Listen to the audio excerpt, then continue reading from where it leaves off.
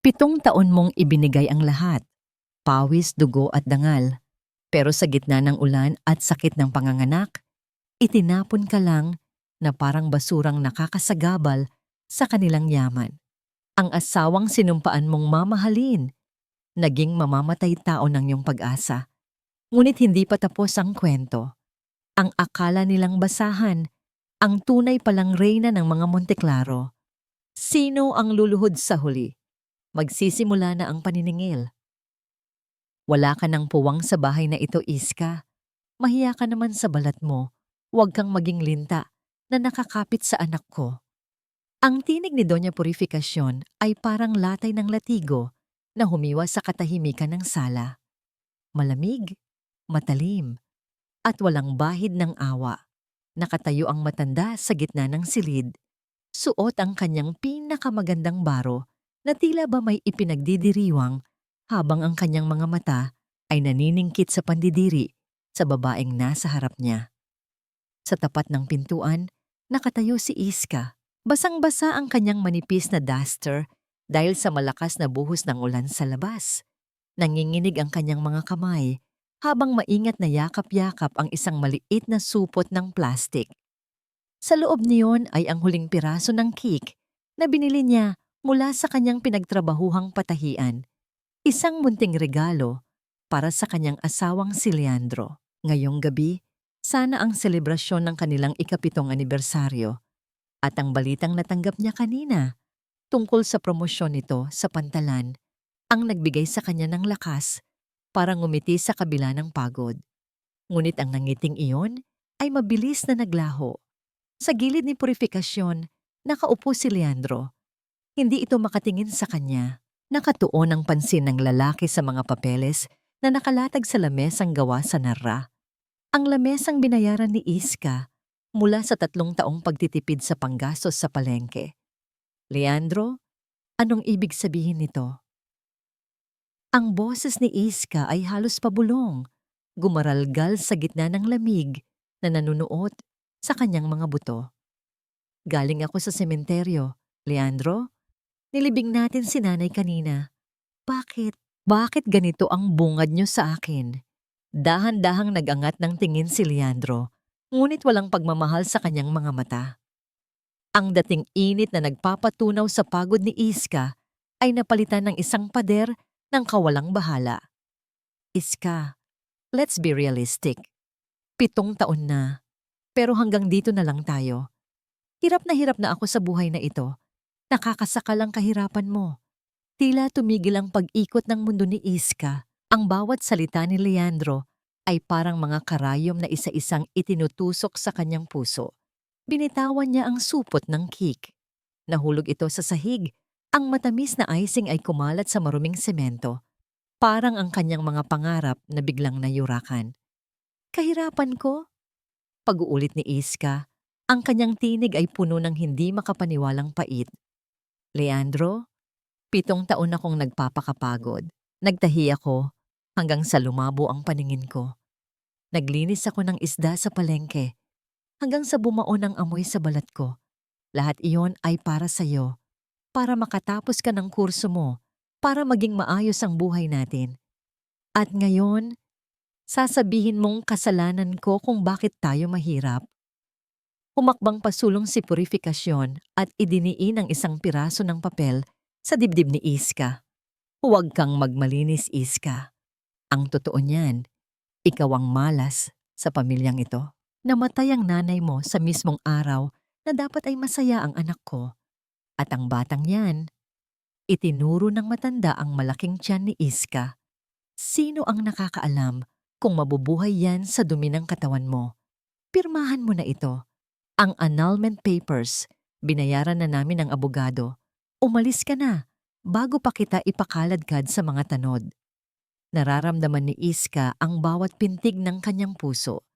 Hindi bilang tanda ng buhay, kundi bilang mga huling tibok ng isang bagay na unti-unting namamatay. Ang kanyang mga binti ay tila naging haligi ng yelo, mabigat at manhid. Napahawak siya sa gilid ng pintuan. Ang kanyang mga kuko ay bumaon sa kahoy habang ang isang matinding kirot ay gumuhit mula sa kanyang likuran patungo sa kanyang sinapupunan.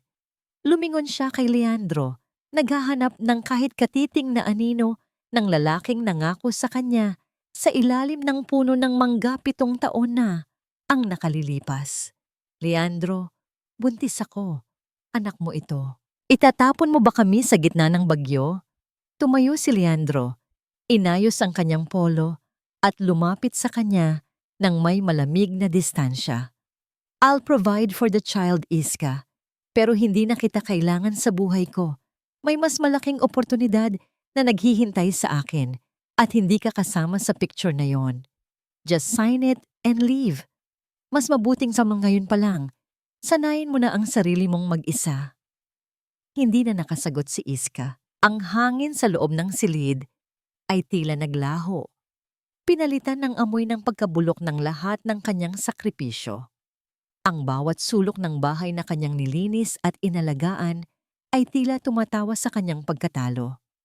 Sa labas, ang dagundong ng kulog ay tila isang babala, habang ang ulan ay patuloy na humahampas sa bubong na yero, lumilikha ng isang malungkot at walang katapusang musika. Isang mainit na likido ang naramdaman ni Iska na dumaloy sa kanyang mga hita, humahalo sa malamig na tubig ulan sa kanyang duster. Ang sakit sa kanyang tiyan ay naging isang dambuhalang alon na tila nais siyang lamunin ng buo. Ngunit mas masakit ang katotohanang nakikita niya sa mga mata ni Leandro. Ang katotohanang siya ay naging isang kasangkapan lamang na matapos gamitin ay itatapon na lamang sa gilid ng kalsada. Tumalikod si Iska. Hindi dahil sa pagsuko, kundi dahil hindi na niya kayang tingnan ang mukha ng kataksilan. Sa bawat hakbang niya palayo sa pintuan, pabalik sa dilim at lamig ng gabi, isang tanong ang paulit-ulit na umaalingaw-ngaw sa kanyang isipan, mas malakas pa sa bulyaw ng bagyo. Hanggang kailan kailangang magbayad ang isang pusong ang tanging kasalanan ay ang magmahal ng higit sa sarili?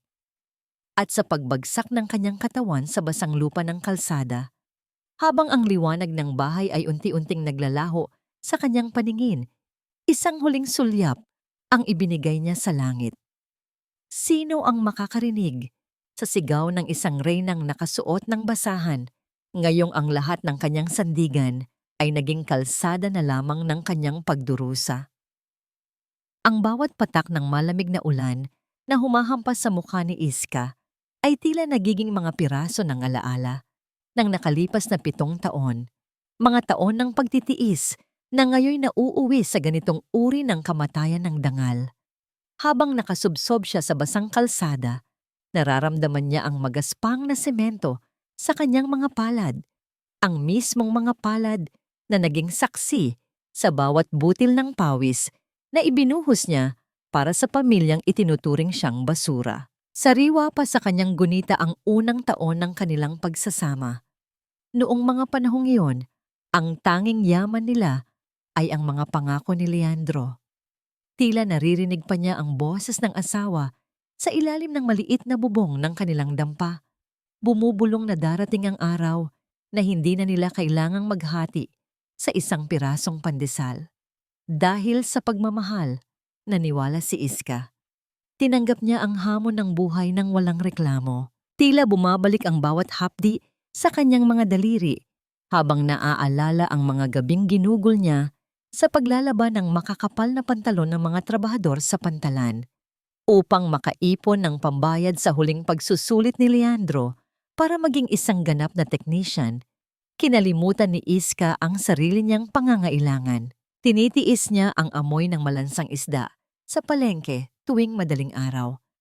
Nagbubuhat ng mabibigat na banyera hanggang sa manginig ang kanyang mga tuhod para lamang may maiuwing dagdag na barya na lihim niyang isinisilid sa alkansya ng asawa.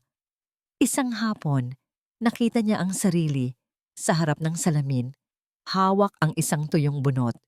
Nilinis niya ang sahig ng bahay ni Doña Purificacion hanggang sa kuminang yon, kahit na ang kapalit ay ang pagdurugo ng kanyang mga kuko. Naalala niya ang mapang-aping tawa ng kanyang biyenan habang tinitingnan ng kanyang mga kamay.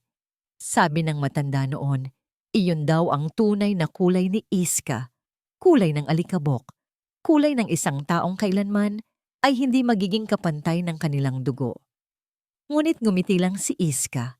Akala niya ang pagtitiis o ang tinatawag na pagtitiyaga ang susi para tanggapin siya ng pamilyang kanyang pinaglilingkuran.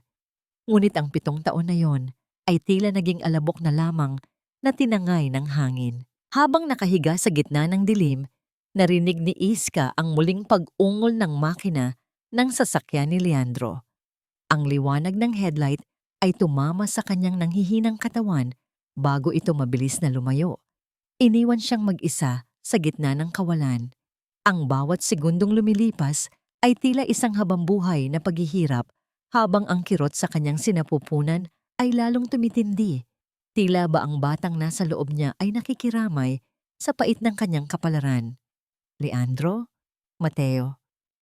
Ang pangalan ng kanyang asawa at ang pangalan ng abogadong matagal na niyang hindi nakikita ay naghalo sa kanyang isipan. Nararamdaman ni Iska ang unti-unting paglamig ng kanyang mga paa at kamay. Ang init ng kanyang dugo na dumadaloy sa semento ay tila ang huling buhay na natitira sa kanya. Napapikit siya ng mariin. Ang kanyang mga labi ay nanginginig sa panalangin na sana ay wag muna siyang kunin ng langit. Hindi dahil natatakot siyang mamatay, kundi dahil kailangang mabuhay ang kanyang anak. Sa gitna ng malakas na kulog, isang anino ang unti-unting lumalapit sa kanyang kinalalagyan.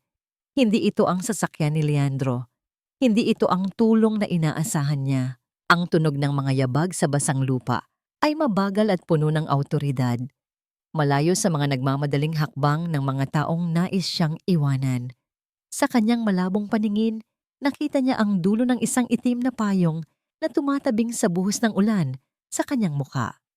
Isang boses, malalim at puno ng hinanakit, na matagal na kinimkim, ang bumasag sa ingay ng bagyo. 7 taon ka naming hinanap, Senyorita Isabel. Bakit mo hinayaang maging ganito ang kalagayan mo? Hindi na nakasagot si Iska. Ang kanyang huling lakas ay naubos sa pag-abot sa laylayan ng mamahaling tela ng pantalon ng taong nasa harap niya. Bago tuluyang lamunin ng dilim ang kanyang malay, isang imahe ng kanyang ama ang dumaan sa kanyang isip. Isang amang nag-iwan sa kanya ng kayamanang tinalikuran niya para sa pag-ibig. At ngayoy, ang parehong kayamanan din ang tanging makakapagligtas sa kanya mula sa hukay na hinukay ng kanyang asawa. Sa loob ng isang marangyang restaurant na nakaharap sa bintana ng dagat, ang liwanag ng mga gintong chandelier ay tila sumasayaw sa ibabaw ng mga lamesang nababalutan ng puting tela. Ang bawat sulok ng silid ay puno ng amoy ng mamahaling pabango at masasarap na putahe, isang mundo na sadyang malayo sa nagngangalit na bagyo sa labas. Dito, ang bawat hininga ay mainit at komportable, kabaligtaran ng nangangatog na katawan ni Iska na iniwan sa gilid ng kalsada. Si Leandro ay nakaupo sa tapat ng kanyang ina. Si Doña Purificacion, ang kanyang dating suot na lumang uniforme, ay napalitan na ng isang mamahaling itim na polo.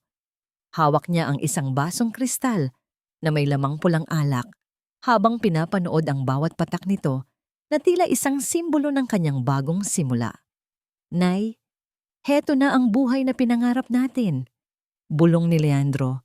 Ang kanyang boses ay puno ng kasakiman habang tinitingnan ang paligid. Sabi ni Sir Montenegro, kung magiging maayos ang pakikitungo ko kay Chloe, hindi lang posisyon sa opisina ang ibibigay niya.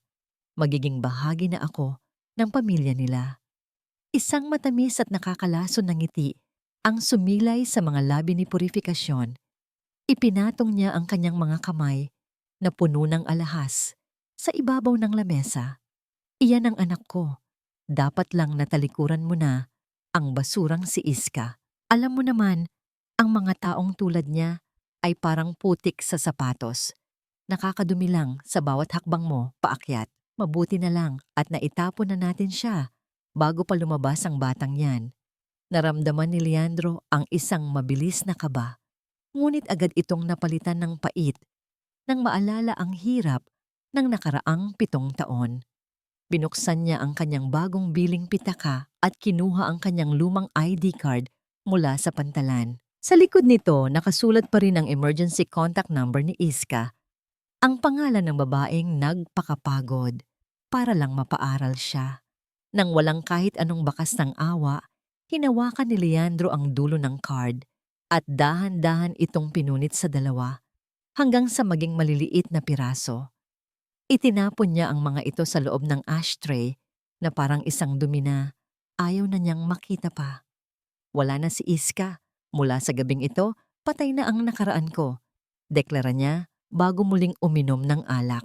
Ngunit sa hindi inaasahang pagkakataon, habang inilalapag ni Leandro ang kanyang cellphone sa lamesa, aksidenteng naidiin ng kanyang daliri ang screen.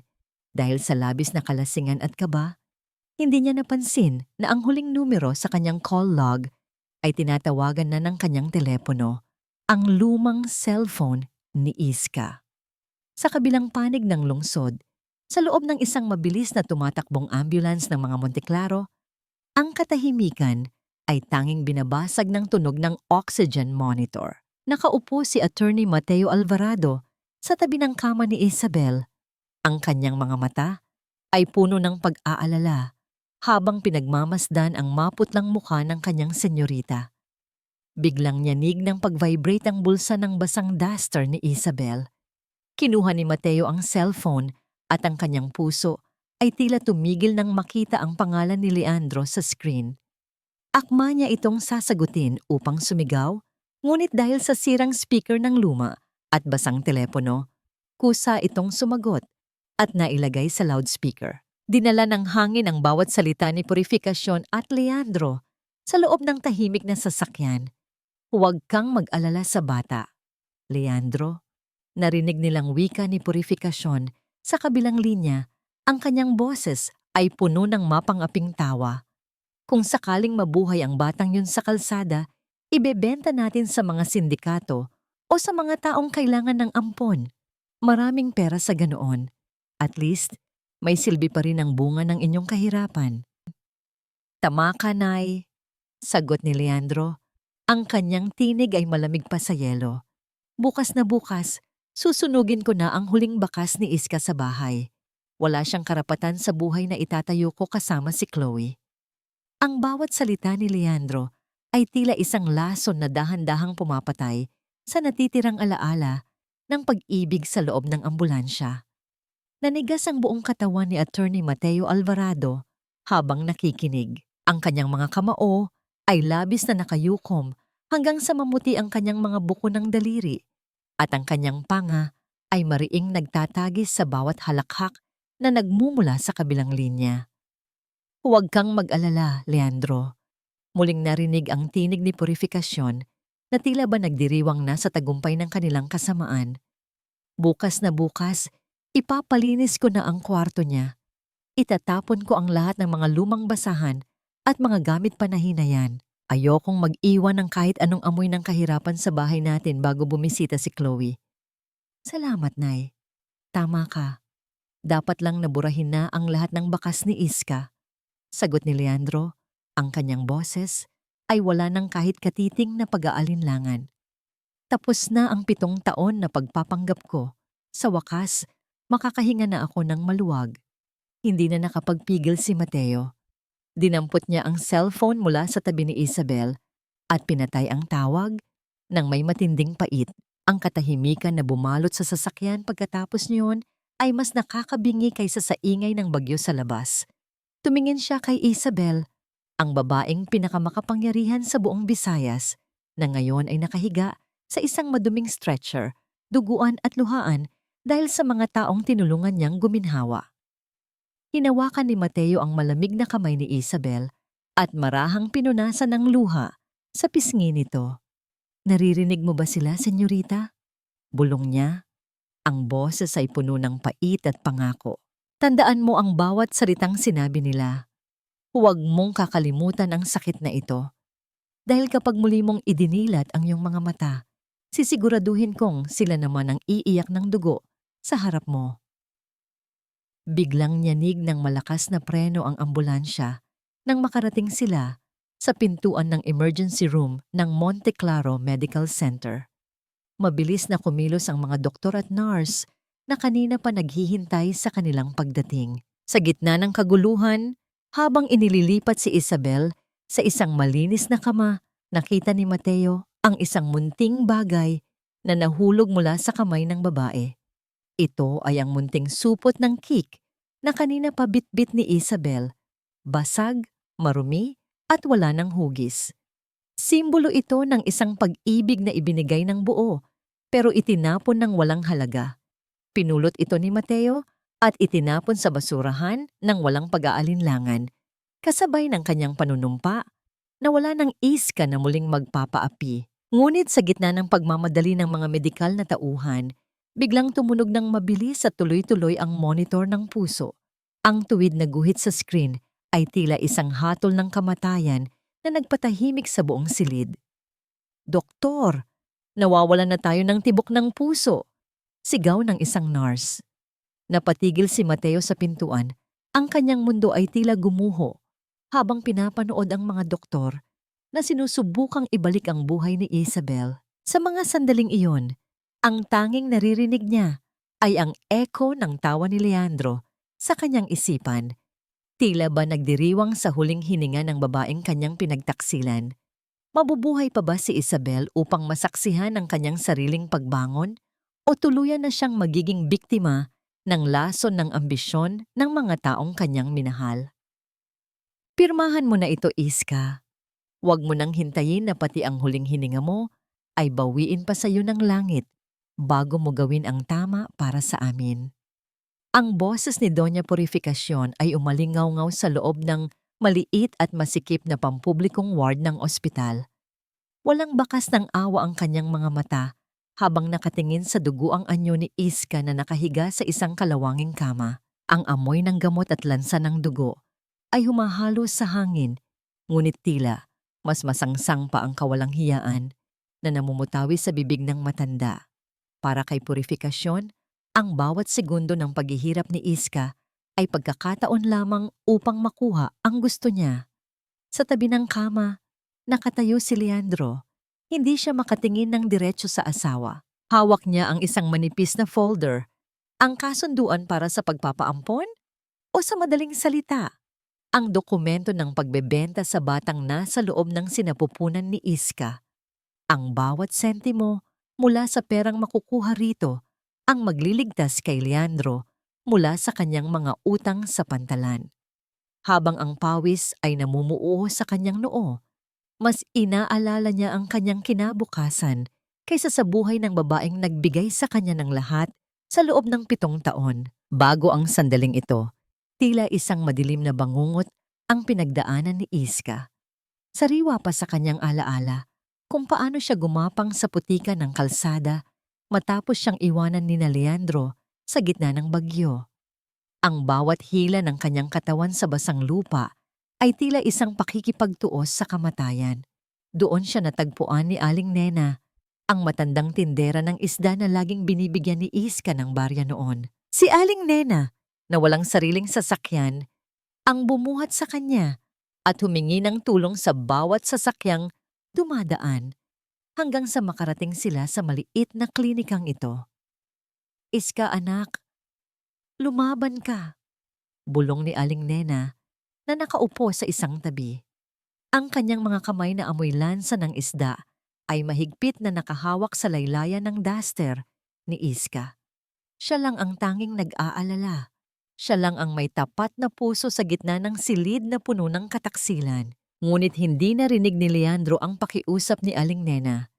Inilapit niya ang panulat sa nanginginig na kamay ni Iska. "Please, Iska, huwag ka nang maging makasarili. Wala tayong pambayad sa ospital. Ito lang ang paraan para mabuhay ka. Ang bata, mas magiging maayos ang buhay niya sa ibang pamilya kaysa sa atin na walang-wala." Pilit ni Leandro. Ang kanyang tinig ay nanginginig sa pagitan ng takot at pagnanasa sa pera. Isang mitya ng galit ang sumiklab sa nanlalabong mga mata ni Iska. Naramdaman niya ang isang malakas na sipa mula sa kanyang sinapupunan. Parang isang paalala na nagsasabing, "Inay, narito pa ako." Sa gitna ng matinding panghihina, tila unti-unting nabibitak ang puso ni Iska. Ang bawat alaala ng pag-ibig niya kay Leandro ay naging parang maliliit na bubog na kumikiskis sa kanyang kalooban. Mula sa kanyang tuyong lalamunan, isang mahinang tinig ang kumawala. Halos hindi marinig, parang umaahon mula sa kailaliman. Hindi, hindi pa ako susuko bago ko ipagpalit ang anak ko sa inyong kasakiman. Ang sagot ni Iska ay sinundan ng isang nakabibinging katahimikan. Ngunit ang katahimikang yon ay mabilis na napunit nang ang monitor ng puso sa tabi ng kanyang kama ay nagsimulang maglabas ng isang mahaba at tuloy-tuloy na tunog. Ang tuwid na guhit sa screen ay naging hudyat na. Ang makina ay hindi na makaramdam ng anumang pintig mula sa pagod na puso ni Iska. Nabitawan ni Leandro ang panulat. Ang puting papel ay nalaglag sa maruming semento, dahan-dahang nababasa ng luhang humalo sa dugo. Nanlaki ang mga mata ni Purifikasyon, hindi dahil sa lungkot, kundi dahil sa takot na baka hindi na nila makuha ang pera dahil nawala ang pagkakataon para sa pirma ni Iska. Mabilis na nagtakbuhan ang mga nurse at doktor patungo sa kama ni Iska. Itinulak nila palayo sina Leandro. Sa gitna ng kaguluhan, tanging ang hagulgol ni Aling Nena ang maririnig, habang ang katawan ni Iska ay tila isang tuyong dahon na hinahampas ng isang tuso at talamak na hangin. Ang bawat segundong lumilipas ay tila 1,000 taon. Ang huling nakita ni Iska, bago tuluyang magdilim ang lahat, ay ang malabo at malupit na anino ng lalaking minsan niyang tinawag na buhay. Hanggang kailan kailangang magtiis ang isang ina bago siya bigyan ng langit ng pangalawang pagkakataon? Sa gitna ng tuwid na guhit sa monitor, mayroon pa bang puwang para sa isang himala? O ito na ang huling hininga ng isang reynang binalot ng dusa? Ang mahabang huni ng monitor sa loob ng klinika ay tila isang malupit na hatol na nagpatahimik sa lahat. Sa loob ng ilang segundo, ang hininga ni Iska ay tuluyang naputol at ang kanyang katawan ay naging kasing lamig ng semento sa labas. Ngunit sa gitna ng desperasyon ng mga doktor at ng palahaw ni Aling Nena, isang himala ang nangyari. Isang mahinang pintig, kasing hina ng pakpak ng paru-paro, ang muling rumihistro sa screen. Bumalik ang buhay, ngunit ang Iska, na muling dumilat, ay hindi na ang babaeng naging martir sa loob ng 7 taon. Kasabay ng muling pagtibok ng kanyang puso, nayanig ang maruming sahig ng klinika sa bigat ng mga dambuhalang sasakyang huminto sa tapat ng pintuan. Hindi lamang isa, kundi 12 itim na sasakyan na may tatak ng gintong agila ang pumalibot sa gusali. Ang liwanag ng kanilang mga headlight ay tila sumugat sa kadiliman ng gabi, nagbibigay ng isang nakabubulag na ningning na nagpatigil sa paghinga ni Leandro at Purifikasyon. Malakas na bumukas ang pintuan ng klinika. Pumasok ang isang lalaking may tindig na tila isang hari, si Attorney Mateo Alvarado. Suot ang kanyang mamahaling itim na Amerikana na walang bahid ng dumi. Naglakad siya sa gitna ng masikip na pasilyo ng may awtoridad na nagpatahimik sa lahat. Ang amoy ng kanyang mamahaling pabango ay humalo sa amoy ng gamot, isang amoy ng kapangyarihan na hindi kailanman naramdaman ni Leandro. Napatayo si Leandro, nanginginig ang mga tuhod nang makilala ang logo sa dibdib ng lalaki. Ang Monteclaro Maritime Group? Bakit kayo narito? Ang nauutal niyang tanong, habang pilit na itinatago ang mga papeles ng pagbebenta sa bata sa kanyang likuran. Hindi siya sinagot ni Mateo, ni hindi siya tinapunan ng tingin. Diretso ang lakad ng abogado patungo sa kama ni Iska. Sa harap ng lahat, sa harap ng naguguluhan at takot na mga mata ni na Purifikasyon, dahan-dahang lumuhod si Mateo sa maruming semento. Hinawakan niya ang kamay ni Iska nang may sukdulang paggalang. Senyorita Isabel Monteclaro Reyzad, tapos na ang 7 taon mong pagtitiis. Ang utos ng iyong ama ay ganap na naitupad. Ang boses ni Mateo ay malalim at umalingaw-ngaw sa buong silid. Narito na ang iyong hukbo. Narito na ang iyong korona. Oras na para bumalik ka sa iyong trono. Tila tumigil ang paghinga ni purifikasyon. Ang kanyang mukha na kanina ay puno ng kayabangan, ay naging kasing putla ng papel. Senyorita, Isabel Monteclaro? Hindi. Hindi maaari. Si Iska ay isang pulubi. Isang tahi-tahi lang siya. Ang histeryosong sigaw ng matanda. Ngunit ang kanyang tinig ay mabilis na nilamon ng takot nang makita ang mga armadong bodyguard na pumasok at pumalibot sa kanila. Dahan-dahang iginalaw ni Isabel ang kanyang ulo. Ang kanyang mga mata, na kanina ay puno ng luha, ay naging kasing talim na ng brilyante. Tiningnan niya si Leandro, ang lalaking ipinagpalit ang kanyang buhay para sa ilang pirasong barya. Leandro, ang tawag niya. Ang boses ay mahina, ngunit puno ng kapangyarihan na tila nagmumula sa kailaliman ng lupa. Ang 7 taon na ibinigay ko sa iyo ay ang pinakamahalagang regalo na matatanggap mo sana. Ngunit pinili mong maging isang mamamatay tao kaysa maging isang ama. Iska, Isabel, patawarin mo ako. Hindi ko alam. Ang pagmamakaawa ni Leandro habang dahan-dahang lumuluhod sa sahig, ang kanyang ambisyon ay gumuho sa isang kisap mata. Tumingin si Isabel kay Mateo. Mateo, kunin mo ang aking anak. Siguraduhin mong ang mga kamay ng mga taong ito ay hindi na muling makakadapo sa kahit isang hibla ng buhok namin. At ang kumpanyang pinapangarap ni Leandro, bilhin mo ang bawat hibla nito bago sumikat ang araw. Nais kong maranasan niya kung paano magmakaawa para sa isang pirasong tinapay sa gitna ng ulan. Sa isang iglap, binuhat ng mga medikal na tauhan ng mga Monteclaro si Isabel patungo sa isang malinis at marangyang ambulansya. Naiwan si Leandro at Purifikasyon sa gitna ng maruming klinika, napapalibutan ng katahimikan at ng katotohanang itinapon nila ang pinakamalaking kayamanan ng kanilang buhay. Habang umaandar ang sasakyan palayo, nakatingin si Isabel sa bintana. Ang ulan ay patuloy pa rin sa pagbuhos, ngunit sa pagkakataong ito, hindi na ito luha ng pighati. Ito ay ulan na naghuhugas sa dumi ng nakaraan. Sino ang mag-aakala na ang isang basahang itinapon sa kalsada ay ang siyang magmamay-ari ng kalsadang yon bukas? Magsisimula na ang paniningil at sa pagkakataong ito, walang perang makakabayad sa kasalanang ginawa laban sa isang ina. Ang silid sa loob ng Monteclaro Medical Suite ay nababalutan ng bango ng mga sariwang bulaklak at ang banayad na tunog ng humidifier. Wala na ang amoy ng lansa at kalawang na naging bahagi ng buhay ni Iska sa loob ng 7 taon. Nakahiga si Isabel sa isang malambot na kama, suot ang sutlang duster na tila haplos ng ulap sa kanyang balat. Sa kanyang tabi, sa loob ng isang nagniningning na kuna, ay ang kanyang sanggol. Ligtas, mahimbing ang tulog, at malayo sa anumang panganib. Habang pinagmamasdan ni Isabel ang maliit na kamay ng kanyang anak, naramdaman niya ang isang uri ng lamig sa kanyang puso. Hindi ito lamig ng kamatayan, kundi lamig ng isang bakal na dumaan sa apoy. Ang Iska na marunong magpatawad at magtiis ay tila sumama na sa agos ng ulan kagabi. Ang Isabel, nakaharap ngayon ni Mateo, ay isang babaeng may malinaw na misyon. Mateo, tawag niya.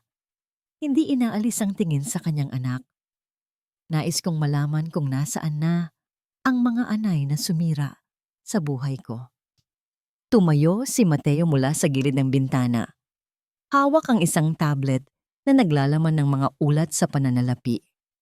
Senyorita, sa mga sandaling ito, tinutupad na ng tadhana ang iyong kahilingan.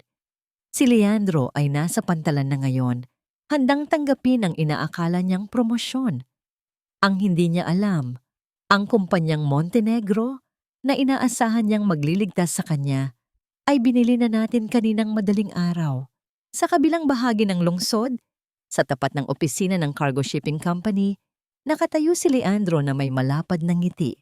Suot niya ang kanyang pinakamagandang polo, kampanteng pumasok sa loob para pirmahan ang kanyang bagong kontrata. Ngunit ang bungad sa kanya ay hindi palakpakan, kundi 2 gwardyang humarang sa kanyang dadaanan. Anong ibig sabihin nito? Ako ang bagong operations manager dito. Ang singhal ni Leandro, ngunit mabilis na napawi ang kanyang tapang nang makita ang isang pamilyar na mukha na lumabas mula sa opisina ng may-ari. Hindi ito si Sir Montenegro, ito ay si Mateo Alvarado. Leandro Reisad, ang malamig na bati ni Mateo. Ang kontratang inaasahan mo ay hindi na kailanman pipirmahan. Bilang bagong may-ari ng kumpanyang ito, ang unang atas na ginawa ko ay ang tanggalin ka sa posisyon. Hindi lang iyan, nagsampa na rin kami ng kaso ng estafa laban sa'yo dahil din ang mga nawawalang pondo sa bodega na nalaman naming ikaw ang may gawa sa utos ng iyong ina. Tila gumuho ang semento sa ilalim ng mga paa ni Leandro. Ang pangarap niyang maging bahagi ng marangyang pamilya, Montenegro, ay naglaho na parang bula. Nasaan si Iska? Nasaan ang asawa ko? Ang sigaw niya, ang kanyang tinig ay puno ng desperasyon. Ang asawa mo ay wala na. Sagot ni Mateo. Ang tanging naiwan ay si Isabel Monteclaro. At siya ang nag-utos na bawiin ang lahat mula sa iyo. Samantala, sa lumang bahay ni Leandro, hindi rin nakaligtas si Doña Purificacion, isang truck ng mga tauhan ng bangko, ang dumating sa tapat ng kanilang pintuan. Ang matanda, na kasalukuyang nagbibilang ng kanyang mga huling barya, ay halos himatay nang iabot sa kanya ang notice of foreclosure, ang bahay na ipinagmamalaki niya na ginamit niyang collateral para sa kanyang mga utang sa sugal ay kinuha na ng isang subsidiary ng Monteclaro Group. Hindi niyo ako pwedeng paalisin. Dito nakatira ang anak ko.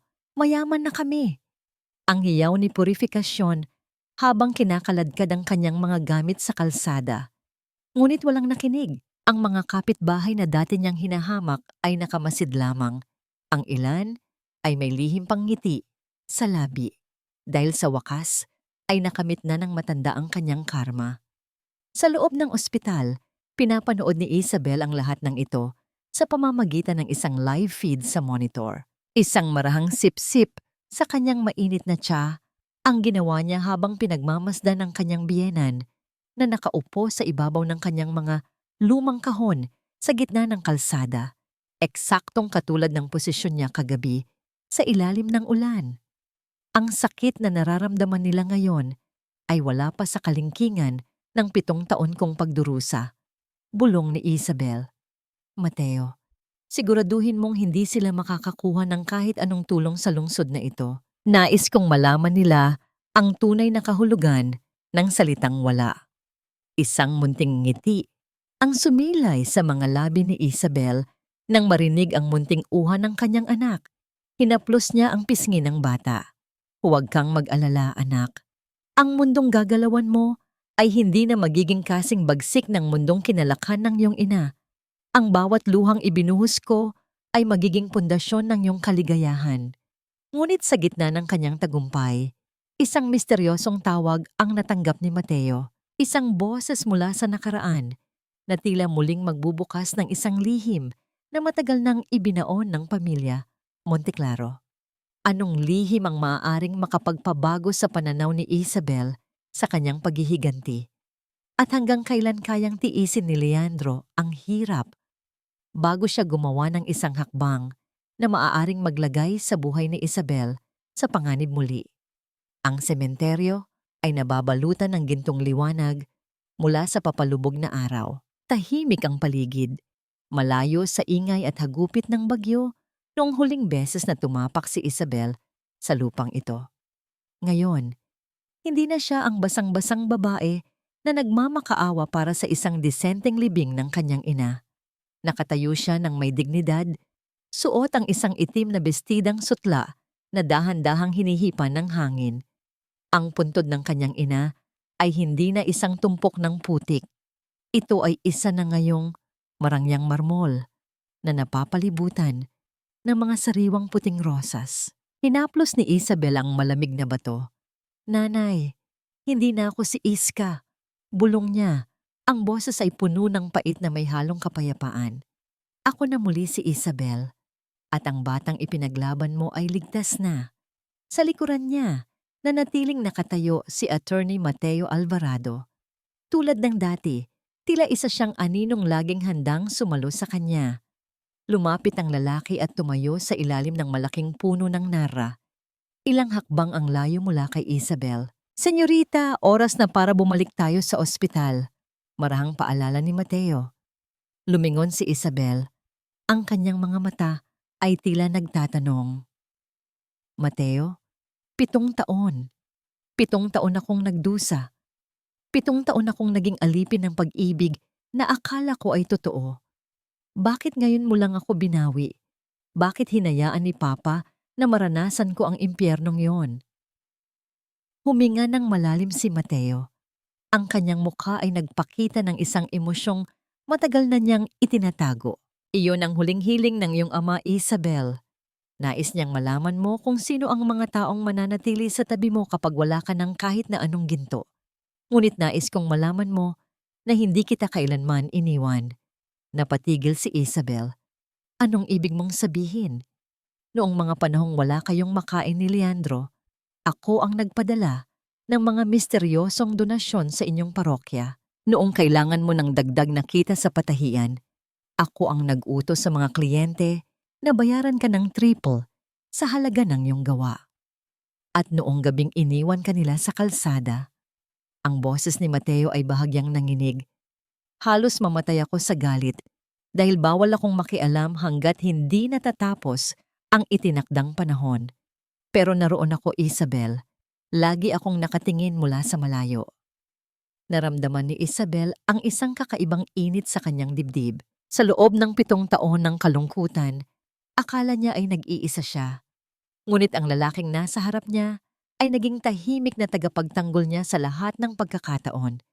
Isang sandali ng katahimikan ang namayani sa pagitan nila. Isang ugnayang higit pa sa pagiging abogado at kliyente.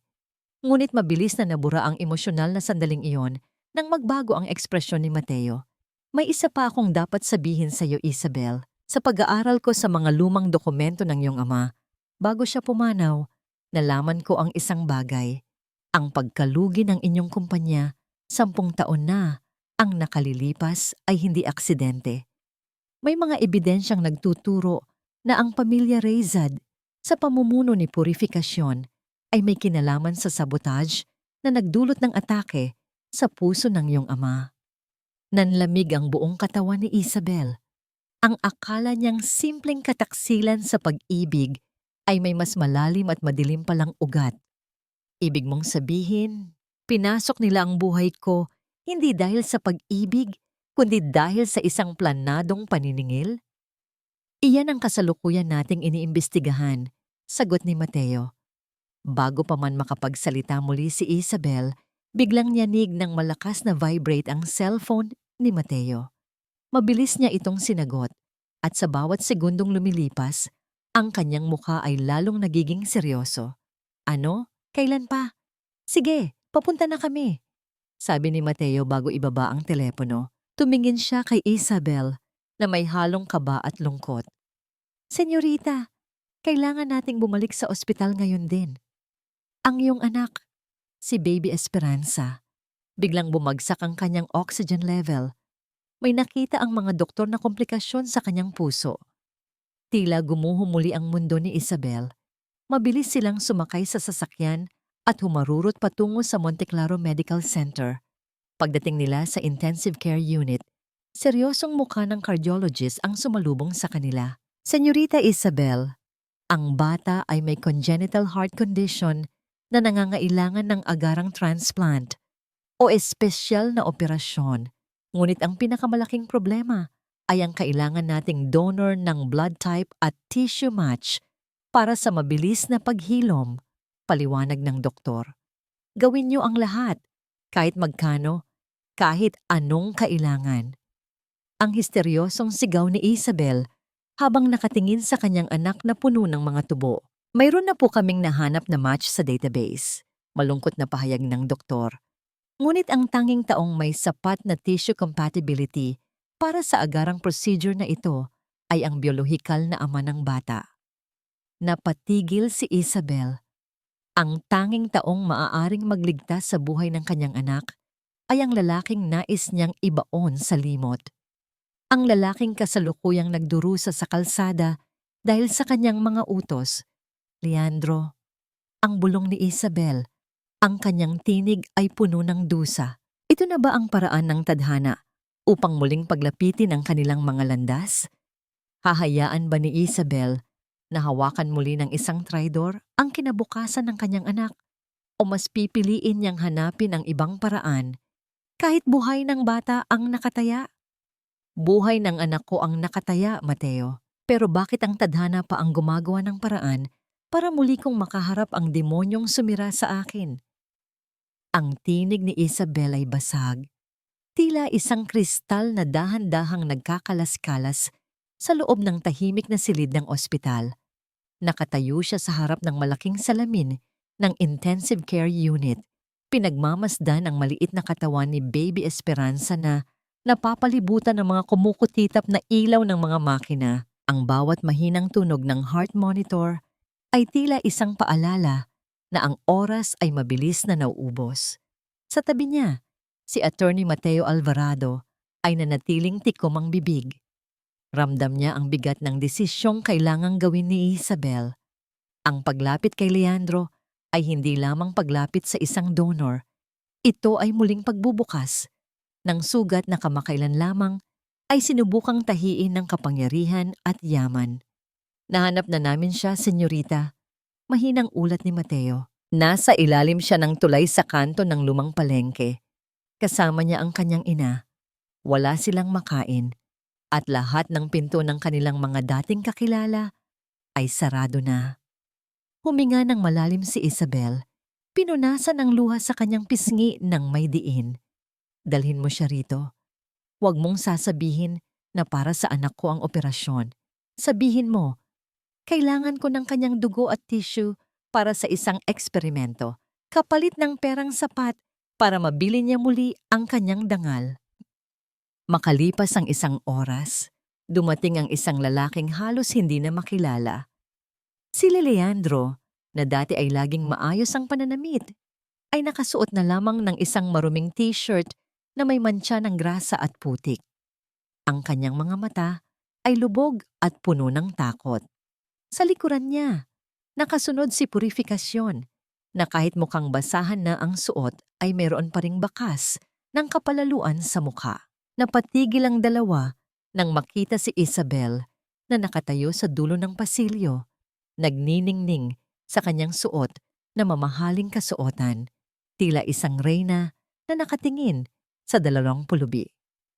Iska, Isabel, nagmamakaawa ako. Tulungan mo kami. Ang unang lumabas sa bibig ni Leandro habang dahan-dahang lumuluhod sa sahig ng ospital. Gutom na kami ni nanay. Patawarin mo ako sa lahat. Ngunit bago pa makasagot si Isabel, sumingit si Purifikasyon. Ang kanyang boses ay puno ng desperadong kasakiman.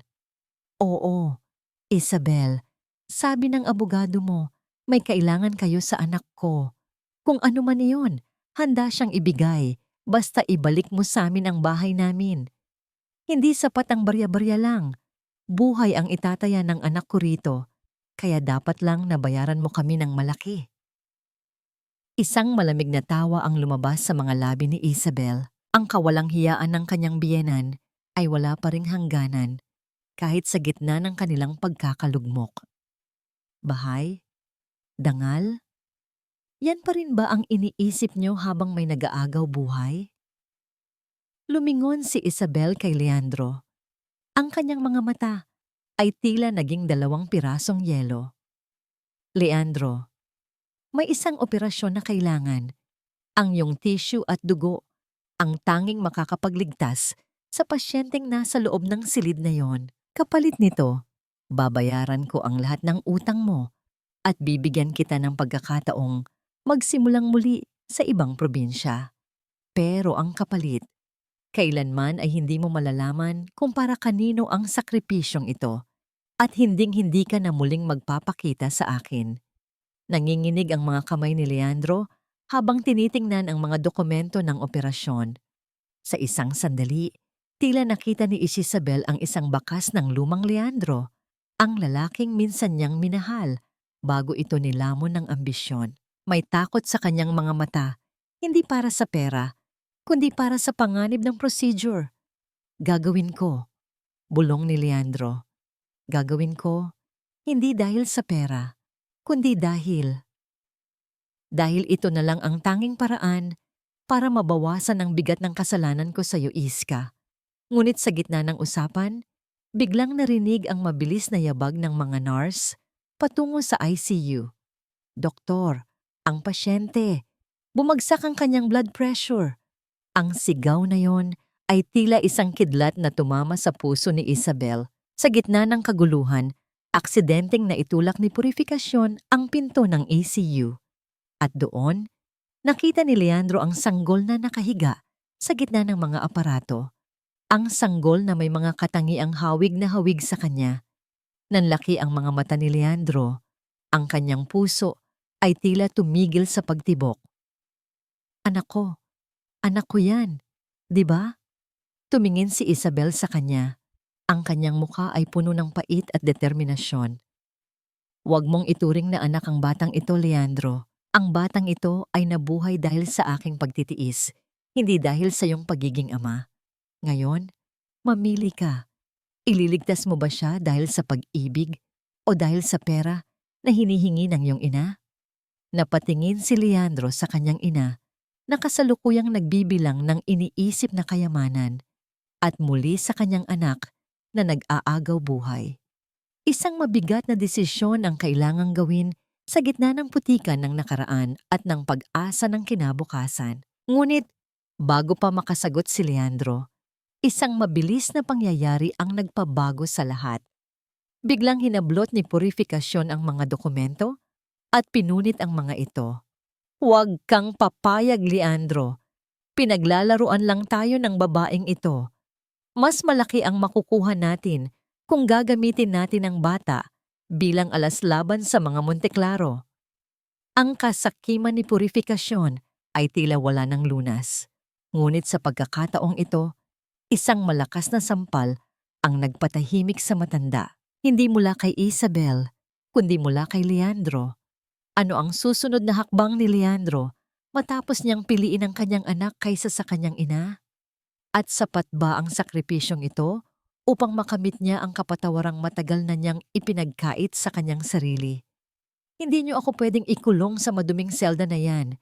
Ako ay isang Reyzad. Mga wala kayong utang na loob. Hindi niyo ba kilala kung sino ang kinakalaban niyo? Ang boses ni Purifikasyon ay umalingaw-ngaw sa malinis at malamig na pasilyo ng korte. Ngunit sa pagkakataong ito, wala nang yumuyuko sa kanyang harapan.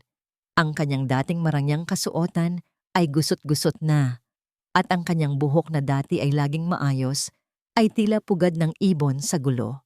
Nakapangangalit ang kanyang bawat sigaw, isang desperadong pagkapit sa kapangyarihang matagal nang naglaho sa kanyang mga kamay. Sa di kalayuan, nakatayo si Isabel kasama si attorney Mateo Alvarado. Tahimik silang nakamasid sa babaeng dating nagpahirap sa bawat gabi ni Iska.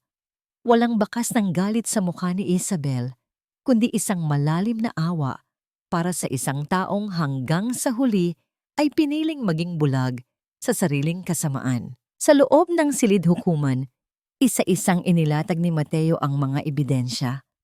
Ang pinunit na kontrata ng pagbebenta sa bata, ang mga testimonya ng mga kapitbahay tungkol sa pang-aabuso, at ang pinakamabigat sa lahat, ang mga dokumentong nagpapatunay na si Purifikasyon ang utak sa likod ng pagsabotahe sa kumpanya ng ama ni Isabel 10 taon na ang nakalilipas. Ang kasakiman ay may hangganan, Ginang Reyzad, ang malamig na pahayag ng hukom bago ibaba ang hatol. Bisigaw niya Yame. Agaya. Ngunit si Leandro ay nakayuko lamang sa kabilang panig ng silid, hindi magawang tumingin sa ina na nagturo sa kanya kung paano maging isang halimaw. Matapos ang pagdinig, Habang inalalayan ng mga pulis si Purificacion palabas, nagtagpo ang kanilang mga mata ni Isabel sa pintuan. Ang matanda ay sumubok pang dumura, ngunit ang kanyang laway ay tumama lamang sa sarili niyang dibdib. Akala mo ba nanalo ka na, Iska? Ang nanginginig na bulong ni Purificacion. Kahit anong yaman mo, mananatili kang marumi sa paningin ko. Hindi kumibo si Isabel. Sa halip, lumapit si Aling Nena, ang tindera ng isda na naging saksi rin sa korte. Hawak ni Aling Nena ang isang balot ng tuyong isda na nakabalot sa lumang dyaryo. Inabot niya ito kay Purificacion sa gitna ng maraming tao. Heto, tanggapin mo ito, sabi ni Aling Nena. Ang boses ay puno ng pait, ngunit may halong pagtuturo. Kainin mo yan sa loob ng selda. Iyan ang pagkaing madalas mong itapon sa mukha ni Iska noon kapag hindi mo nagustuhan ang luto niya. Ngayon, malalaman mo na ang tunay na lasa ng hirap na ipinatikim mo sa kanya. Dinig ang marahas na paghinga ni Purificacion habang kinakaladkad siya palayo. Ang kanyang mga dating alta na kaibigan na naroon sa korte ay mabilis na nagtakip ng kanilang mga ilong at tumalikod. Tila ba ang matanda ay isang nakakahawang sakit na ayaw nilang madikit sa kanilang mga balat. Walang natira sa kanya kundi ang mga gamit na nakasilid sa sako at ang bigat ng kanyang sariling karma. Nang tuluyan ng mawala sa paningin ang matanda, huminga ng malalim si Isabel. Naramdaman niya ang kamay ni Mateo na pumatong sa kanyang balikat. Isang tahimik na suporta na nagbibigay sa kanya ng lakas. Tapos na, Isabel, bulong ni Mateo. Nakamit na ng iyong ama ang hustisya. Nakamit mo na ang iyong kalayaan. Tumingin si Isabel sa langit, kung saan ang mga ulap ay dahan-dahang nahahawi upang bigyang daan ang sikat ng araw. Ngunit sa likod ng kanyang isipan, may isang tanong pa ring hindi nabibigyan ng kasagutan. Ang pagkabilanggo ba ni Purificacion ang magsisilbing dulo ng lahat? O ito lamang ang simula ng mas malaking pagsubok para sa puso ni Isabel na kailangang pumili sa pagitan ng ganap na paglimot o ang muling pagtitiwala sa lalaking naging bahagi ng kanyang madilim na kahapon. Ang bawat yabag ni Isabel sa malamig na pasilyo ng piitan ay tila isang mabigat na batingaw na umaalingaw-ngaw sa kanyang buong pagkatao. Ang hangin dito ay tuyot, amoy kalawang at pagsisisi, isang mundong sadyang malayo sa marangyang buhay na muli niyang kinalalagyan. Ngunit alam ni Isabel na hindi magiging ganap ang kanyang paglaya hanggat hindi niya hinaharap ang huling multo ng kanyang nakaraan. Nakatayo si Leandro sa loob ng isang maliit na silid na nahahati ng isang makapal na salamin. Wala na ang lalaking mayabang na nakita niya sa ospital. Ang kanyang suot na orange na uniforme ay tila lalong nagpatingkad sa kanyang pamumutla. Ang kanyang mga balikat ay nakasagsag at ang kanyang mga mata ay tila dalawang malalim na balon ng kadiliman na wala ng bakas ng pag-asa. Dahan-dahang umupo si Isabel sa tapat niya. Hindi siya nagsalita. Hinintay niyang ang katahimikan mismo ang bumasag sa matigas na pader sa pagitan nila. Dumating ka! Ang boses ni Leandro ay mahina, basag, at halos hindi lumalabas sa kanyang lalamunan. Akala ko hindi mo na ako gustong makita kahit kailan. Narito ako para sa isang pagwawakas, Leandro. Sagot ni Isabel. Ang kanyang tinig ay matatag, walang galit, ngunit wala ring init. Kamusta ang operasyon mo? Sabi ng mga doktor, mabilis na naghihilom ang iyong mga sugat. Isang mapait na ngiti ang sumilay sa mga labi ni Leandro. Ang sugat sa katawan, madaling maghilom. Pero ang sugat na ginawa ko sa'yo, sa atin, alam kong kahit habang buhay ay hindi sapat para mabura yon. Yumuko siya. Ang kanyang mga kamay na nanginginig ay mariing nakapatong sa lamesa. Isabel, Iska, patawarin mo ako. Hindi ko alam kung paano ako naging ganitong uri ng hayop.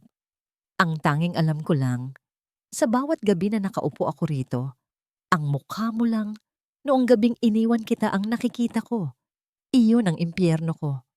Patawad? Pag-ulit ni Isabel. Ang 7 taon nating pagsasama ay hindi isang pagkakamali para sa akin, Leandro. Minahal kita ng buo. Ibinigay ko ang lahat dahil naniwala ako na ikaw ang aking mundo. Pero ang pag-ibig na yon ay pinatay mo noong gabing itinapon mo ang ating anak para sa pera. Alam ko, hikbi ni Leandro. Ang mga luha ay nagsimulang pumatak sa kanyang pisngi, bumabasa sa malamig na lamesa, at iyon ang dadalhin ko hanggang sa hukay. Noong makita ko si Baby Esperanza sa ICU, noong naramdaman ko na ang dugo ko ang tanging makakapagligtas sa kanya, doon ko lang na-realize kung gaano ako kawalang kwenta. Ang batang halos ipagbili ko, siya pa ang nagbigay sa akin ng rason para maramdaman na may silbi pa ang buhay ko kahit sa huling pagkakataon. Kinuha ni Isabel ang isang maliit na bagay mula sa kanyang bag. Isang lumang panyo, kupas na ang kulay, may mga mantsa ng lumang tahi at amoy ng kahapon. Ito ang panyong ibinigay sa kanya ni Leandro noong unang gabi ng kanilang pagtatagpo sa ulanan. 7 taon na ang nakalilipas. Ito ang huling alaala na itinago ko, sabi ni Isabel habang inilalapag ang panyo sa ibabaw ng lamesa. Itinago ko ito dahil ito ang nagsilbing paalala na minsan may isang Leandro na kilala ko na may mabuting puso. Ngunit ang panyong ito ay wala na ring halaga ngayon. Iska, please! Ang pagmamakaawa ni Leandro. Huwag mong sabihin sa anak natin kung gaano kasama ang kanyang ama. Hayaan mong isipin niya na wala na lang ako. Huwag mo siyang palakihin na may puot sa kanyang puso, tulad ng puot na itinanim ni nanay sa akin. Tumingin si Isabel nang diretso sa mga mata ni Leandro. Sa kauna-unahang pagkakataon, nakita niya ang totoong pagsisisi. Ngunit sapat na ba ang pagsisisi para burahin ang lahat? Lalaki ang anak ko na alam ang katotohanan, Leandro, ang deklara ni Isabel. Malalaman niya na ang kanyang ama ay nagkamali. Ngunit malalaman din niya na ang kanyang ina ay sapat na para punan ang bawat pagkukulang. Hindi ko ituturo sa kanya ang magalit dahil ang galit ay isang lason na tanging ang nagdadala lang ang pinapatay. Palalakihin ko siyang malaya mula sa ating nakaraan. Tumayo na si Isabel. Ang bigat na nararamdaman niya sa kanyang dibdib sa loob ng maraming linggo ay tila dahan-dahang naglalaho. Ang huling harapan na ito ay hindi para kay Leandro, kundi para sa sarili niyang kaligtasan. Ito na ang huling beses na magkikita tayo, sabi ni Isabel. Ang operasyon mo, ang huling utang na loob na ibinigay ko sa iyo bilang ama ng aking anak. Mula sa araw na ito, patay na si Iska at si Isabel Monteclaro ay magsisimula na ng bagong buhay na wala ka. Salamat! Salamat sa lahat, Iska. Ang huling narinig ni Isabel mula kay Leandro bago siya tuluyang lumabas ng silid. Sa labas ng piitan, naghihintay si Attorney Mateo Alvarado. Nakasandal siya sa sasakyan. Ang kanyang mga mata ay puno ng pag-unawa. Lumapit si Isabel sa kanya at sa isang hindi inaasahang pagkakataon, hinayaan niyang sumandal ang kanyang ulo sa balikat ng lalaki. Tapos na ba? Tanong ni Mateo nang may malambing na tinig. Tapos na, sagot ni Isabel habang nakatingin sa malawak na langit. Malaya na ako. Ngunit sa kabila ng kapayapaang ito, isang hamon pa ang naghihintay. Paano haharapin ni Isabel ang mundo bilang isang nag-iisang ina at pinuno ng isang malaking kumpanya? At sa paghilom ng kanyang puso, may puwang pa ba para sa isang bagong pag-ibig na matagal nang naghihintay sa tabi niya? Ang bawat pahina ng kalendaryo na nalalaglag ay tila mga tuyong dahon na tinatangay ng hangin. Inilalayo ang bawat bakas ng pait mula sa puso ni Isabel. Lumipas ang 6 na buwan mula nang huli niyang masilayan ang rehas ng piitan. At ang mundong dati ay puno ng ulan at putik ay dahan-dahang napapalitan ng liwanag at kapayapaan. Sa loob ng marangyang mansyon ng mga Monteclaro, ang dating katahimikan na puno ng lungkot ay naging masigla dahil sa bawat munting uha at halakhak ni Baby Esperanza. Nakatayo si Isabel sa malawak na beranda ng kanilang bahay bakasyunan sa baybay ng Visayas.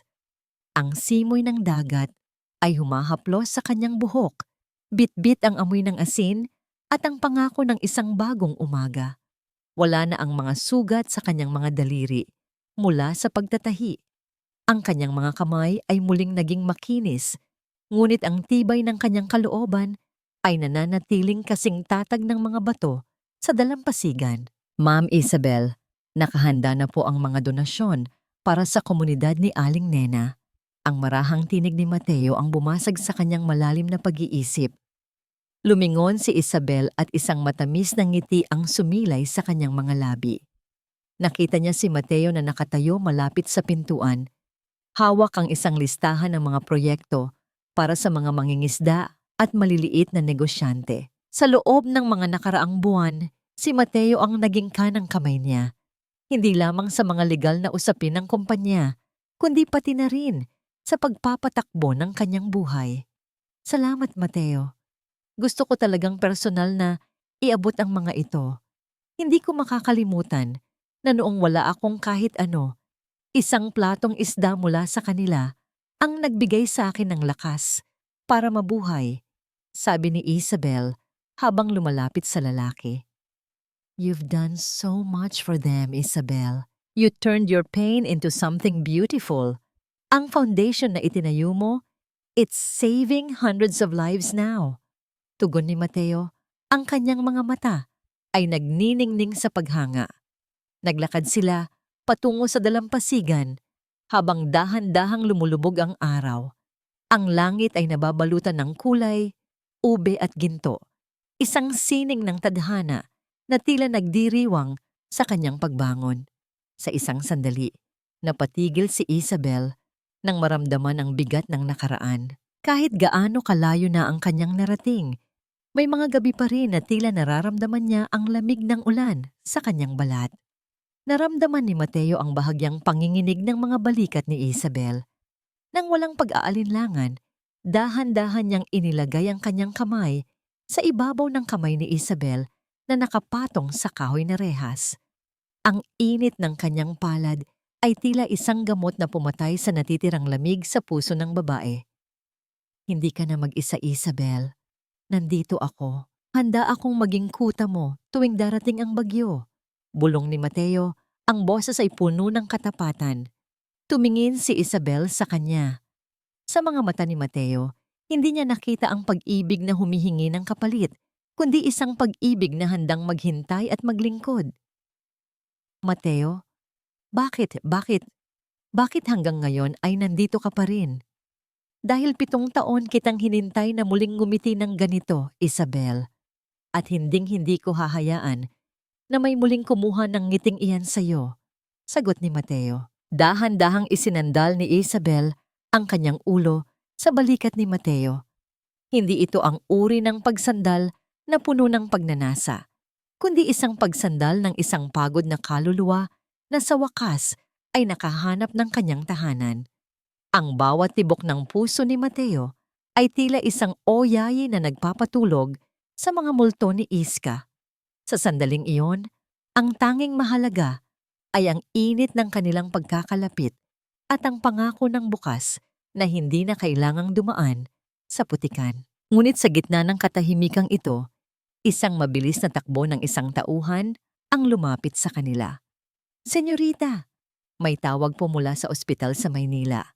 Tungkol po kay Leandro. Naramdaman ni Isabel ang mabilis na pagtibok ng kanyang puso. Ano yun? May nangyari ba sa kanya? Nais po niyang ibigay ang huling sulat niya bago siya ilipat sa maximum security facility sa ibang probinsya. Sabi po ng gwardiya, ayaw niyang kumain hanggat hindi niyo natatanggap ito. Huminga ng malalim si Isabel. Tumingin siya kay Mateo na tumango lamang bilang tanda ng suporta. Ang paghilom ay hindi laging madali. Minsan kailangan mong basahin ang huling pahina ng lumang libro bago mo tuluyang maisara ito. Anong nilalaman ng sulat na maaaring makapagpayanig muli sa mundo ni Isabel? At handa na nga ba siyang tuluyang buksan ang kanyang puso para sa isang bagong pag-ibig habang ang anino nung nakaraan ay pilit pa rin kumakapit sa laylayan ng kanyang damit? Lumipas ang 5 taon na tila isang banayad na agos ng ilog.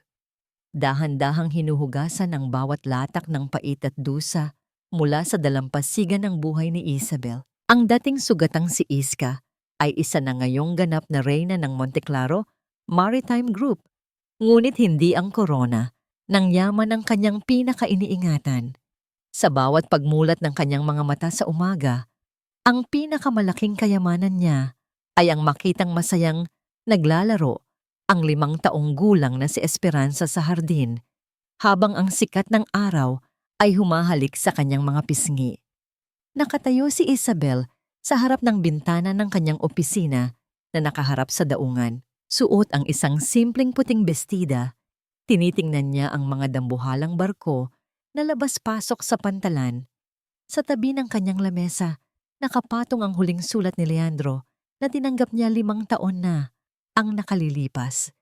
Binuksan niya ito sa huling pagkakataon bago ito tuluyang itabi sa kaban ng mga alaala. Iska, ang panimula ng sulat. Ang bawat salita ay tila may bakas ng panginginig ng kamay. Hindi ko hinihiling na patawarin mo ako dahil alam kong hindi sapat ang isang buhay para bayaran ang lahat. Pero salamat. Salamat dahil hinayaan mong maging bahagi ako ng buhay ni Esperanza sa pamamagitan ng huling sakripisyong yon. Sa tuwing titibok ang puso niya, alam kong may isang maliit na bahagi ng aking pagsisisi ang nananatiling buhay. Hayaan mong magbayad ako sa paraang alam ko, ang magsilbi sa iba ng walang kapalit. Isang malalim na buntong hininga ang pinakawalan ni Isabel. Alam niya na si Leandro, matapos ang kanyang sentensya, ay nagtatrabaho na ngayon bilang isang janitor sa isang simbahan sa malayo. Tahimik na iniaalay ang kanyang lakas sa paglilinis ng dumi ng iba bilang panata. Wala nang galit sa puso ni Isabel. Ang huling pader ng huling hantungan ng kanilang pag-ibig ay tuluyan ng gumuho, pinalitan ng isang payapang pagtanggap sa tadhana. Mama, look, I drew a butterfly. Ang masayang sigaw ni Esperanza habang tumatakbo patungo sa kanya. Binuhat ni Isabel ang anak at hinalikan ang noo nito. It's beautiful, anak. Just like you. Sa likuran nila, pumasok si Mateo Alvarado. Wala nang suot na formal na Amerikana, kundi isang simpleng suot na tila handa na para sa isang hapunan sa dalampasigan. Ang kanyang mga mata ay nananatiling nakatuon kay Isabel, puno ng pag-ibig na mas tumindi pa sa paglipas ng panahon. Hindi sila nagmadali. Hinayaan nilang ang panahon ang magdikta sa bilis ng kanilang paghilom. Ready na ba ang mga prinsesa ko? Ang nakangiting tanong ni Mateo habang kinukuha ang gamit ni Esperanza. Ready na kami, Mateo, sagot ni Isabel. Hinawakan niya ang kamay ni Mateo, isang paghawak na puno ng tiwala at seguridad. Naglakad silang 3 palabas ng kumpanya patungo sa lugar kung saan lahat ay nagsimula, ang baybayin. Habang naglalakad sa buhanginan, tiningnan ni Isabel ang bakas ng kanilang mga paa na dahan-dahang binubura ng tubig dagat. Napagtanto niya na ang buhay ay hindi tungkol sa pag-iwas sa bagyo, kundi sa pag-aaral kung paano sumayaw sa gitna ng ulan at kung paano bumangon mula sa putikan ng may bitbit na ginto sa puso. Huminto sila sa harap ng papalubog na araw. Ang langit ay isang obra maestra ng kulay ginto, ube at pula. Isinandal ni Isabel ang kanyang ulo sa balikat ni Mateo habang pinapanood si Esperanza na hinahabol ang maliliit na alon. Naniniwala ka ba sa pangalawang pagkakataon, Mateo? Mahinang tanong ni Isabel. Naniniwala ako na ang tadhana ay hindi nagkakamali, Isabel. kailangan nating dumaan sa dilim para tunay na mapahalagahan ang liwanag. Sagot ni Mateo bago marahang hinalikan ng kamay ng babaeng 7 taon niyang pinrotektahan mula sa anino. Ang kwento ni Iska ay natapos na at ang buhay ni Isabel ay nagsimula ng muli. Isang buhay na hindi na kailangang patunayan ang halaga sa pamamagitan ng pagtitiis, kundi isang buhay na malayang nagmamahal at minamahal. Sa paglubog ng araw, tanging ang tunog ng masayang tawanan ng bata at ang banayad na haplos ng hangin ang naiwan sa dalampasigan. Ang pagpapatawad ay hindi para sa mga taong nanakit sa atin. Ito ay ang huling regalong ibinibigay natin sa ating sarili upang tayo ay tuluyang maging malaya. At sa ilalim ng nagniningning na mga bituin, si Isabel Monteclaro ay ganap ng malaya.